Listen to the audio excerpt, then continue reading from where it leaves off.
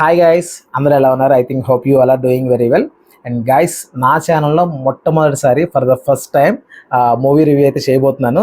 Especially Kannappa movie చూడంగానే నాకు నిజంగానే review చేయాలనిపించింది.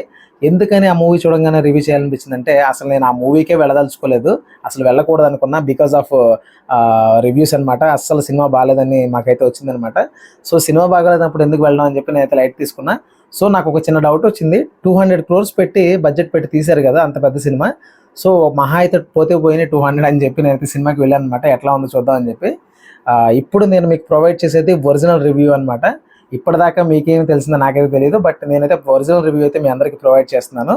And first of all cinema గురించి మాట్లాడాలంటే, సినిమా అయితే చాలా చాలా చాలా నిదానంగా అయితే వెళ్తుంది అనమాట ఫస్ట్ హాఫ్ వచ్చేటప్పటికి. అండ్ మనం సీరియల్కి వచ్చామా లేకపోతే సినిమాకి వచ్చామా అన్న ఫీలింగ్ అయితే కలిగింది. And that Manchu Vishnu acting వచ్చేటప్పటికి కొంచెం డల్ అయితే అనిపిస్తుంది అనమాట. అంత అంత రిచ్ లుక్ అయితే కనిపించదు సినిమాలో.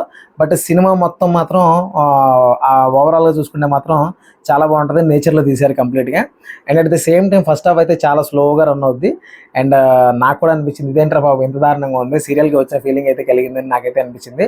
బట్ నేనైతే వెయిట్ చేశాను ప్రభాస్ కోసం. చాలామంది ఫస్ట్ హాఫ్ అంతా ఇలాగే చూసి ప్రభాస్ కోసం అయితే వెయిట్ చేస్తారనమాట. ఎప్పుడైతే ప్రభాస్ ఎంటర్ అవుతాడో అక్కడి నుంచి సినిమా పీక్స్ అనమాట.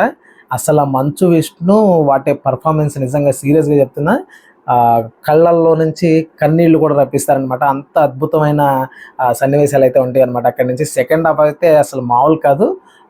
ర్యాంపేజ్ ఒక్క మాటలో చెప్పాలంటే, ఎప్పుడైతే ప్రభాస్ ఎంటర్ అవుతాడో ఈవెన్ ప్రభాస్ను కూడా జనాలు గుర్తుపెట్టుకోరు. అలా వచ్చి అలా వెళ్ళిపోయినట్టు ఉంటుంది. అక్కడి నుంచి సినిమా మాత్రం సూపర్ అనమాట. చాలా బాగుంది. చూడని వాళ్ళు ఉంటే మాత్రం తప్పకుండా చూడండి. సినిమా అయితే చాలా అద్భుతంగా ఉంది. నెగిటివ్ ఫీడ్బ్యాక్స్ వస్తున్నాయి అన్న ఉద్దేశంతో నేను ఈ రివ్యూ అయితే చేశాను.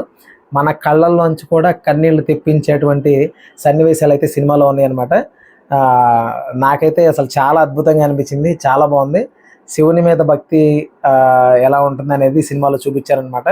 సో నిజంగా నాకు చాలా హ్యాపీగా అనిపించింది. సినిమా మాత్రం చాలా బాగుంది. ఎవ్రీవన్ ప్లీజ్ ఫ్యామిలీతో వీలైతే పాసిబుల్ అయితే ఫ్యామిలీతో వెళ్ళి సినిమాని అయితే చూడండి. And thank you.